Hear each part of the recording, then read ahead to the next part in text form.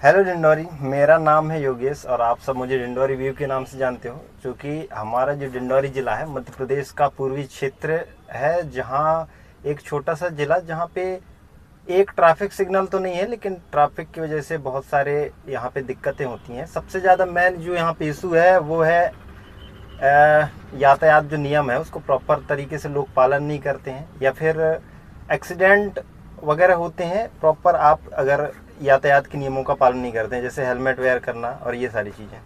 अभी हमारे साथ हैं यातायात पुलिस डिंडोरी से भैया कमलेश जी, तो हम इनसे बात करना चाहेंगे क्योंकि अभी कुछ टाइम से ये सोशल मीडिया में काफ़ी ज़्यादा वायरल हैं अपने काम को लेकर, अपने यातायात से संबंधित वीडियोस को लेकर कि ये कैसे लोगों को अवेयर करते हैं कि कैसे हेलमेट पहने और कैसे यातायात नियमों का पालन करें। तो भैया सबसे पहले तो आपको स्वागत है हमारी वीडियो में। सबसे पहले तो आपका एक छोटा सा अपना परिचय हमारे पब्लिक के सामने रखिए। मेरा नाम है कमलेश अहिरवार। मैं थाना यातायात में पदस्थ हूँ, आरक्षक के पद पर। और मैं डिंडोरी में आए मुझे विगत 10 वर्ष हो गए। मैं देख रहा हूँ यहाँ पे लोग जैसे गाड़ी चलाते हैं, गाड़ी तो चलाते हैं लेकिन उनको ये पता नहीं है कि हम गाड़ी कैसे चलाएं। जी जी जी। जैसे गाड़ी को टर्न भी करना है तो ना इंडिकेटर देंगे ना कुछ देंगे और सीधी गाड़ी टर्न कर लेते हैं। जैसे यदि इंडिकेटर नहीं दिए तो एक्सीडेंट का फुल चांस बन जाता है उसमें, क्योंकि भाई सामने से आने वाली गाड़ी भी और जो पीछे से वो गाड़ी आ रही है वो भी, भाई उसको कैसे पता कि हाँ ये गाड़ी कहाँ किस साइड जा रही है। तो ये भी एक एक्सीडेंट का कारण बनता है। जैसे भैया आप बताए कि करीबन आपको 10 साल इस शहर में हो गया है, तो आप मतलब सबसे ज़्यादा प्रॉब्लम परेशानी यातायात को लेके, ट्रैफिक को लेके आप क्या आपको ऐसा देखने को मिला कि ये चीज़ें बहुत ज़्यादा है डिंडोरी के अंदर में? एक तो पहली चीज मैंने देखा कि यहाँ पे लोग अपनी गाड़ी तो ले लेते हैं, हाँ। लेकिन पेपर नहीं बनवाते हैं। पेपर ना बनवाने के कारण उनको जो लाभ मिलना चाहिए, फायदे जो मिलना चाहिए वो नहीं मिल पाते हैं। जैसे कि एक्सीडेंट, यदि एक्सीडेंट हो जाता है, देखो एक्सीडेंट कोई जानबूझ के नहीं करता है, बिल्कुल, बट यदि एक्सीडेंट हो जाता है और हमारे पास इंश्योरेंस नहीं है, लाइसेंस नहीं है, तो हम क्लेम नहीं ले पाते हैं। बिल्कुल क्लेम नहीं ले पाते हैं तो वो सारी चीजें इसलिए होती क्योंकि हम जानकारी रखना नहीं चाहते या रखते नहीं है, वो जैसा भी है। जैसे अभी के टाइम में सबसे ज़्यादा प्रॉब्लम देखने को मिलती है कि जैसे गांव के क्षेत्र में लोग अभी मिल रहे हैं, किस्त वगैरह में बाइक मिल जाते हैं आराम से, आप कुछ हज़ार दे के आप लाखों रुपए की बाइक परचेस कर सकते हैं। तो छोटे छोटे बच्चे जिद करके, जैसे स्कूल के हो गए, कॉलेज के बच्चे खरीदवा तो लेते हैं बाइक, लेकिन ये होता है कि वो अच्छे से ना तो चला पाते, ना उनका अच्छे से ड्राइविंग लाइसेंस हो पाता है, ना हेलमेट वेयर करते, जिस कारण बहुत ज़्यादा एक्सीडेंट होता है।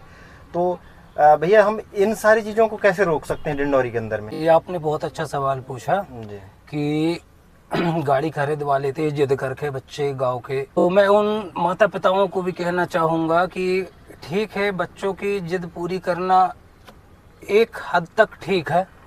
यदि आप गाड़ी जब 1 लाख की गाड़ी दिलवा सकते हैं जी, तो फिर उसके लिए सबसे पहले तो आप एजेंसी से गाड़ी उठा के ले जाते हैं तो आपको हेलमेट तुरंत लेना चाहिए, बिल्कुल गाड़ी से पहले हेलमेट। और दूसरी चीज मैं आपको बता दूं कि यहाँ पे मैंने बहुत से लोगों को ये देखा हूँ कि इंश्योरेंस, जब मैं इंश्योरेंस चेक करता हूँ तो वो बोलते हैं कि सर हमको इंश्योरेंस मिला ही नहीं। तो इंश्योरेंस के पैसा जब हम गाड़ी लेते हैं तो फर्स्ट टाइम एजेंसी वाले इंश्योरेंस के पैसा हमसे सबसे पहले लेते हैं। जब शोरूम से उनकी गाड़ी निकलती है तो हम इंश्योरेंस के पैसा दे दिए होते हैं। तो हमारा पूरा अधिकार कि हम उससे बोले कि भैया इंश्योरेंस की काफी हमें उपलब्ध कराएं, जो कि यहाँ पे लोग नहीं लेते हैं।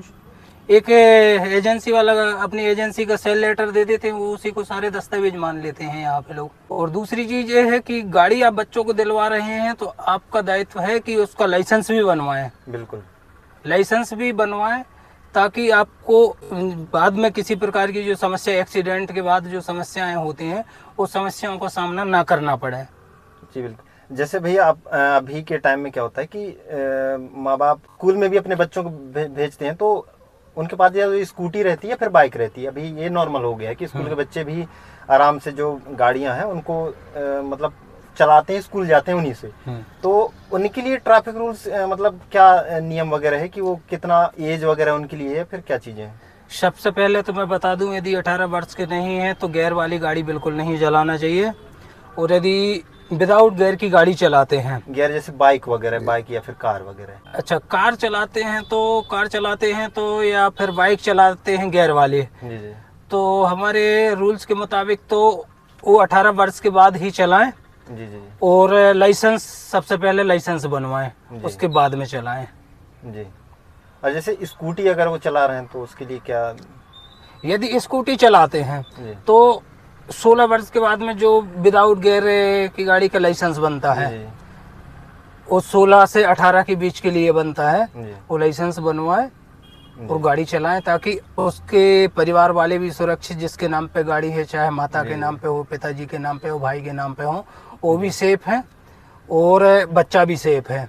जी जी जी। और यदि नहीं बनवाते हैं तो फिर बहुत सारी समस्याओं को वही सामना करें। पिता भी आरोपी बनता है उस पे, बिल्कुल। और सह आरोपी बच्चा भी बनता है उसमें, जी। तो ये बहुत सारी समस्याएं आती हैं। जैसे हम वापस आएंगे उसी चीज़ में कि जैसे आप अभी सोशल मीडिया में लोगों को अवेयर कर रहे हो, क्योंकि अभी का टाइम ऐसा है कि पूरा यूथ है वो कहीं ना कहीं सोशल मीडिया में लोगों को देख के, क्योंकि ये चीज़ें बहुत जल्दी लोगों तक पहुंचती है कि हम अगर हम किसी जगह पे किसी कैंपेन के माध्यम से या फिर कहीं पे हम जाके समझाएं तो बहुत ज़्यादा टाइम लगेगा लोगों तक पहुंचने में चीज़ों को।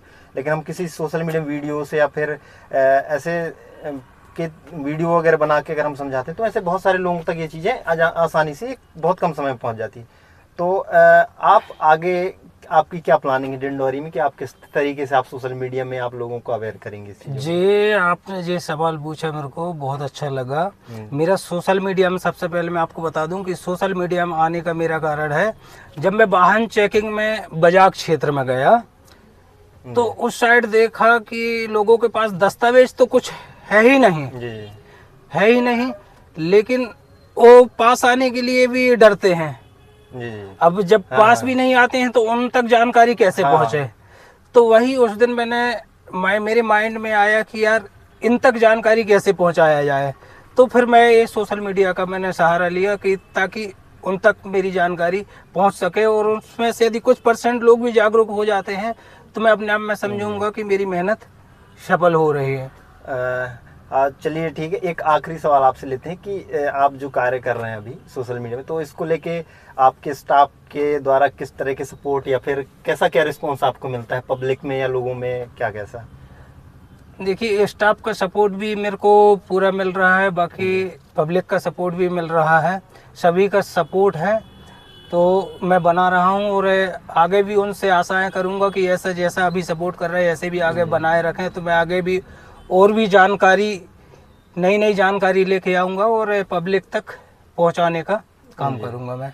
जैसे अभी लास्ट टाइम आपने एक वीडियो बनाया था जिसमें यातायात पुलिस ने एक मुहिम चलाया था, जिसमें जो हेलमेट वेयर कर रहे हैं, प्रॉपर यातायात नियमों को पालन कर रहे हैं, उनको तिलक लगा के और फिर गुलाब का फूल दे के उनका स्वागत किया गया था, और हेलमेट वगैरह भी डिस्ट्रीब्यूट हुए थे। तो ये काफ़ी अच्छा कार्य भैया लोगों के द्वारा हो रहा है, और फिर सोशल मीडिया में भी लोगों के द्वारा काफ़ी भैया के कार्य को पसंद किया जाता है, और लोग मिलियंस में भैया के वीडियोस मतलब जा रहे हैं, व्यूज़ जा रहे हैं। तो ये काफ़ी अच्छा चीज़ है कि डिंडोरी में रह के भैया बहुत अच्छा काम कर रहे हैं हमारे ज़िले के लिए।